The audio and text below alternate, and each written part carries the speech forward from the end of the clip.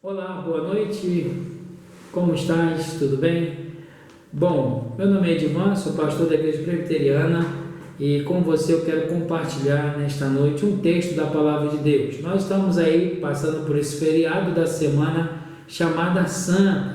Hoje, sexta-feira, lembra-se a morte de Cristo, né? O dia em que Cristo morreu nesta semana chamada Santa. E aqui eu queria compartilhar com você um texto bíblico, segundo registrou Mateus no seu Evangelho, no capítulo 27, dos versículos 45 até o versículo 56. Assim diz, pois, a palavra do Senhor. Desde a hora sexta até a hora nona, houve trevas sobre toda a terra. Por volta da hora nona, clamou Jesus em alta voz, dizendo: Eli, Eli, lama sabachthani, o que quer dizer: Deus meu, por que me desamparaste? E alguns que estavam ali, ouvindo isto, diziam: Ele chama por Elias. E logo um deles correu a buscar uma esponja e, tendo embebecido de vinagre e colocando na ponta de um caniço, deu-lhe a beber. Os outros, porém, diziam: Deixa, vejamos se Elias vem salvá-lo. E Jesus, clamando outra vez com grande voz, entregou o Espírito. E eis que um véu do santuário se rasgou em duas partes, do alto a baixo. E tremeu a terra, fenderam-se as rochas, abriram os sepulcros, e muitos corpos dos santos que dormiam ressuscitaram. E saindo dos sepulcros depois da ressurreição de Jesus, entraram na cidade santa, e ali apareceram a muitos.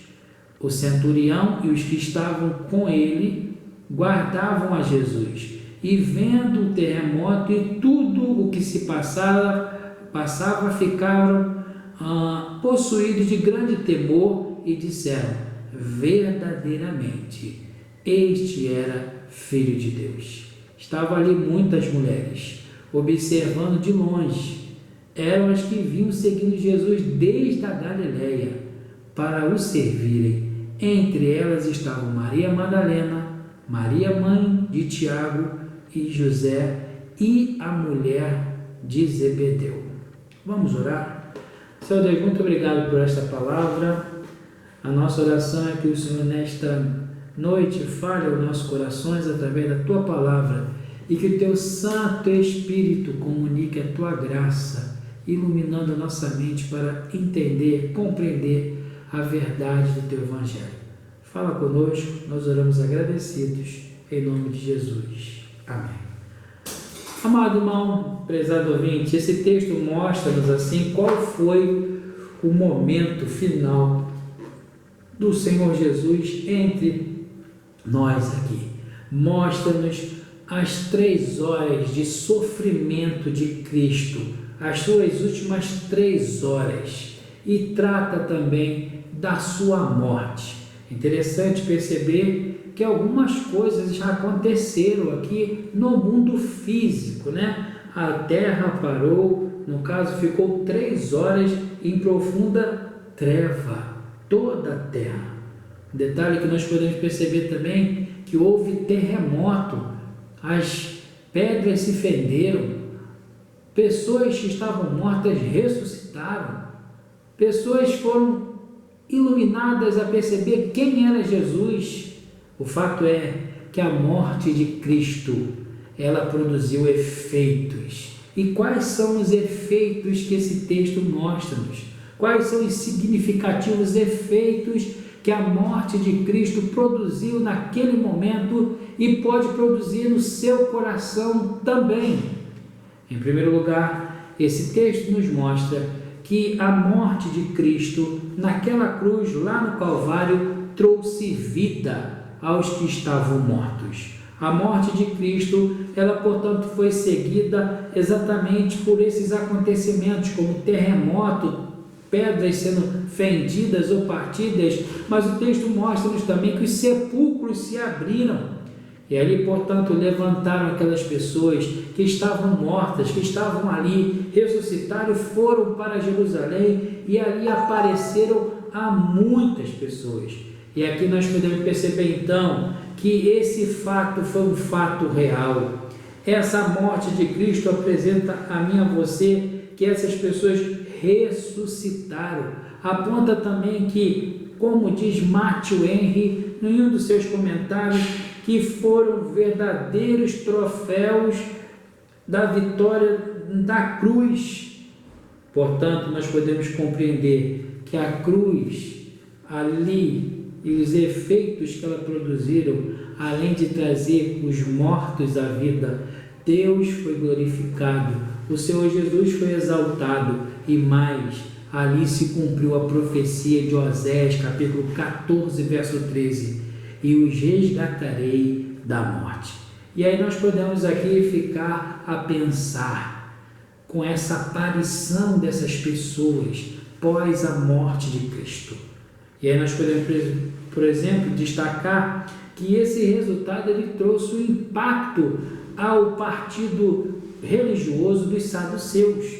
Diz o texto que esses que ressuscitaram foram a Jerusalém e viveram ali, ou seja, aparecendo a muitos.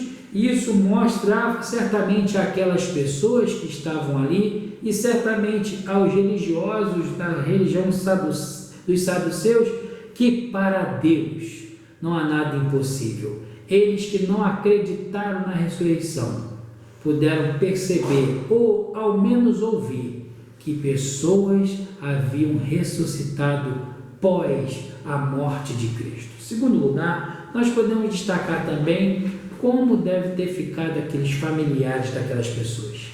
Devem ter ficado muito felizes, alegres, ficaram felizes. Eles puderam ter os seus parentes de volta a eles. Nós podemos destacar também o que significa para mim e para você e para a Igreja de Cristo. Este acontecimento da morte de Cristo é uma situação que aponta e revela algo profético. Revela que a morte de Cristo garante a gloriosa redenção, porque ele morreu e ele ressuscitou, e a sua ressurreição, ou seja, promove aos que creem em Cristo na sua segunda vinda a certeza do que os que morrem em Cristo ressuscitarão. O Senhor Jesus certa vez afirmou: quem crê em mim, ainda que morra, viverá. Portanto, o benefício, o significativo benefício da morte de Cristo é trazer vida, e trará vida aos que estavam e estarão mortos na sua segunda vinda. Em segundo lugar, esse texto nos mostra uma segunda verdade. Um dos benefícios da morte de Cristo, um dos significativos efeitos desta morte, revela que ela abre os olhos aos cegos. O profeta Isaías, 800 anos antes de Cristo, ele profetizou que de ti farei luz para os gentios. Isaías 49, verso 6. Mas também Isaías 9, verso 2 diz: o povo que andava em trevas viu grande luz. Olhar para esse texto, nós queremos destacar o personagem que é o centurião, algo que está presente no Evangelho de Marcos, que está presente no Evangelho de Lucas. Portanto, nos momentos finais ali tinha um centurião, algo que chamou a atenção. Esse homem era um homem soldado romano, era um homem cuja profissão era viver muitas vezes lidando com a morte. Ele muitas vezes também poderia até ter matado muitas pessoas. Algo que era comum a ele era viver relacionado com o tema morte. Outro detalhe também curioso que a gente destaca aqui é que ele era um gentio, ele era romano. Ele não acreditava e não conhecia o que as Escrituras falavam a respeito de Jesus. Ele não tinha um conhecimento do cumprimento do que estava acontecendo ali naquele momento. O outro detalhe que nós queremos destacar é que esse homem era fiel, ele era leal ao imperador romano. E na visão romana, o Filho de Deus era o imperador. Na visão romana, e expressa até na moeda dos romanos, era a seguinte: Tibério César, filho do divino Augusto. E aí nós podemos entender o quê? Diante desse acontecimento, com trevas, terremotos, o sofrimento de Cristo, vendo o centurião que Jesus inspirou, morreu, aquele homem que estava acostumado com a morte, ele percebeu algo diferente. Ele percebeu algo diferente em Jesus. Como diz Tim Keller, ele percebeu a beleza na morte de Cristo. Ele ouviu um brado e viu como Cristo morreu. E aí nós podemos perceber então que, em contraste com muitos que estavam ali ao redor, em contraste em que muitos estavam ali percebendo aquele evento, a luz de Deus chegou àquele coração, penetrou naquela vida, penetrou em muitos como eles estavam ali, e ao ponto de afirmar verdadeiramente: este era Filho de Deus. Meus irmãos, isso vem mostrar a mim e a você que a morte de Cristo trouxe luz nas trevas, trouxe luz na escuridão daquele centurião e de alguns que estavam ali. E aí isso nos faz perceber claramente a profecia de Ezequiel, capítulo 36, verso 26, se cumprindo neste homem e em muitos ali: dar-vos-eis um coração novo, porei dentro de vós um espírito novo, tirarei o coração de pedra e vos darei um coração de carne. Queridos, por ali estavam todos percebendo, quem sabe, aquele sofrimento de Cristo. Todos que estavam ali podiam até pensar que o sofrimento de Cristo era sem propósito, não tinha sentido, era um sofrimento injusto. Mas para aquele homem e alguns ali, foi oportuno para que aquelas trevas daqueles corações pudessem ter a sensibilidade, a luz de Cristo e perceberem a grandeza do amor de Deus, perceberem a justiça de Deus, perceberem que de fato Cristo era o Filho de Deus. Querido ouvinte, para você, quem sabe, ou para muitos, ou para você talvez não, eu creio que para muitos não, a sexta-feira é um feriado oportuno para comer um peixe, muitos acreditam assim, mas esse dia nos faz lembrar, ele nos lança luz no sofrimento de Cristo, naquela cruz maldita, para pagar o preço dos nossos pecados e revelar o seu grande amor, infinito amor por minha vida e por você. Terceiro lugar, ao olharmos esse texto, nós podemos compreender uma terceira razão. A morte de Cristo produz efeitos significativos. E o terceiro efeito que nós podemos perceber aqui é que ele dá acesso aos que estão afastados, impedidos, aqueles que estão alienados. Olhar para o texto diz aí claramente sobre a questão do véu do santuário que se rasgou de alto a cima. No santuário, no templo, havia um lugar, ou seja, chamado Santo dos Santos, e havia um véu que separava o lugar santo e do lugar santo dos santos. Era um véu espesso e muito pesado, não era um véu fininho, era um véu espesso, muito grosso, parecendo como que uma parede, e ali separava o lugar que era o Santo dos Santos. Ali no Santo dos Santos, a glória de Deus se manifestava, ali, portanto, a presença do Senhor se manifestava. Vale ressaltar que apenas o sumo sacerdote entrava ali no dia de Yom Kippur, dia do perdão, para expiar um sacrifício, para que de alguma forma pudessem receberem o perdão. E aí, aquele véu deixava bem claro que ninguém senão o sumo sacerdote poderia entrar naquele lugar. E aí nós podemos perceber então que Cristo, ao morrer, ao expirar melhor, ao morrer, diz o texto que o véu do templo rasgou de alto a baixo. Ele rasgou. E isso significa o quê? Em primeiro lugar, demonstra a mim e a você como que o sacrifício de Cristo foi eficaz, completo. E esse sacrifício agora oferece, possibilita o homem ter acesso a Deus. O homem, portanto, não precisará mais de sacrifícios, de altares, de intermediário para chegar-se a Deus.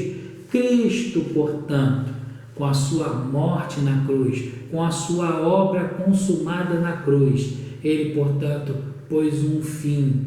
E naquela cruz ele diz: tetelestai, está consumado. Portanto, aquela obra foi realizada. Ele, portanto, permitiu acesso aos que estavam afastados, aos que estavam alienados, distante de Deus. Hebreus, capítulo 4, verso 18 diz: tendo, pois, irmãos, intrepidez de entrar no Santo dos Santos pelo sangue de Jesus. Nesta mesma carta, no capítulo 4, verso 16, o autor aos Hebreus, ele diz: acheguemo-nos confiadamente ao trono da graça, a fim de recebermos misericórdia e acharmos graça para socorro em ocasião oportuna. Portanto, a morte de Cristo, ela promove acesso, ela promove oportunidade do homem chegar-se a Deus. Ela traz ao homem a oportunidade de ter uma comunhão com Deus. Ela, portanto, traz os afastados, chama os homens de volta a Deus. Basta ele crer em Cristo e entregar-se e tê-lo como único e suficiente Salvador. A morte de Cristo promove ao homem acesso, promove ao homem a ser filho de Deus, promove ao homem também uma vida em comunhão com Deus e também com o próximo. Quarto lugar, esse texto nos ensina que os efeitos da cruz de Cristo traz ao homem, ou seja, a oportunidade de ser fiéis testemunhas. Ou seja, a cruz de Cristo levanta qualificadas testemunhas. O texto mostra-nos aqui que algumas mulheres estavam de longe, mas estavam ali presentes no Calvário. Quem são essas mulheres? Essas mulheres, portanto, eram mulheres que tinham sido salvas por Cristo, mulheres que tinham sido libertas de demônios, como Maria Madalena. E qual é o perfil dessas qualificadas testemunhas? Em primeiro lugar, elas demonstram com essa atitude que elas eram fiéis seguidoras.